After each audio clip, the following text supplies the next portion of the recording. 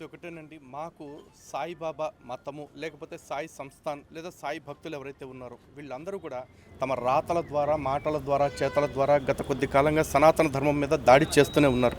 బహుశా మరి అవగాహన లేకనో వాళ్ళు ఈ దృష్టిలో ఆలోచించకనో తెలియదు, కానీ మా పూర్వీకులు ఎవరు కూడా ఎక్కువ మంది దీని మీద అంత ఉధృతంగా ఫైట్ చేయలేదు.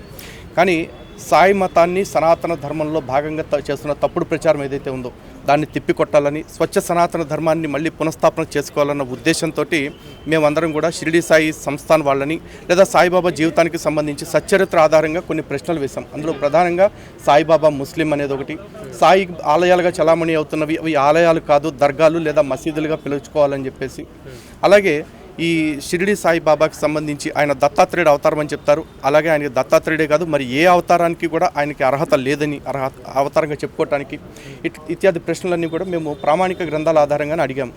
కానీ వాళ్ళు ఏ గ్రంథాన్ని బట్టి సమాధానం చెప్పకుండా, మా ఏ ఒక్క ప్రశ్నకి సమాధానం చెప్పకుండా మా పైన తప్పుడు కేసులు పెట్టారు.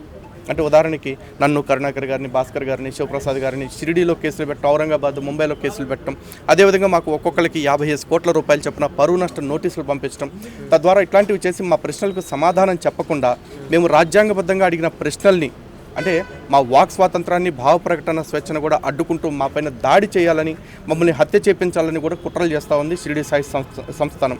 సో ఈ విషయాలన్నీ కూడా నేరుగా ప్రజలకు చెప్పాలి, హిందూ బంధువులకి తెలియచేయాలి, హిందూ సమాజాన్ని మేల్కొల్పాలన్న ఉద్దేశంతో ఈ ప్రెస్ మీట్ ఆర్గనైజ్ చేయడం జరిగింది. అంటే మెయిన్గా హిందువులే కదా సాయిబాబాని ఎక్కువ నమ్మేది.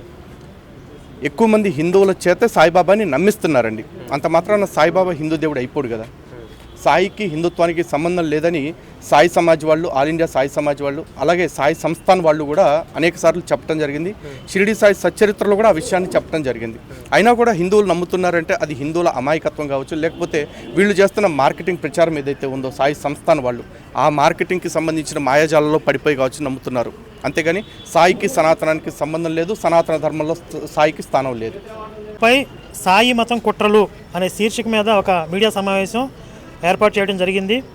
ఎందుకనంటే సాయి మతం పేరుతో సనాతన ధర్మాన్ని భ్రష్టు పట్టించడానికి, అలాగే హిందూ దేవీ దేవతల యొక్క పవిత్రతని దెబ్బతీయటానికి, హిందువులని ఒక నిద్రమత్తులో, సెక్యులరిజం అనేటటువంటి ఒక నిద్రమత్తులో ఉంచడానికి సాయి మతాన్ని వినియోగించుకుంటున్నారు, దాన్ని ఒక సాధనంగా వాడుకుంటున్నారు.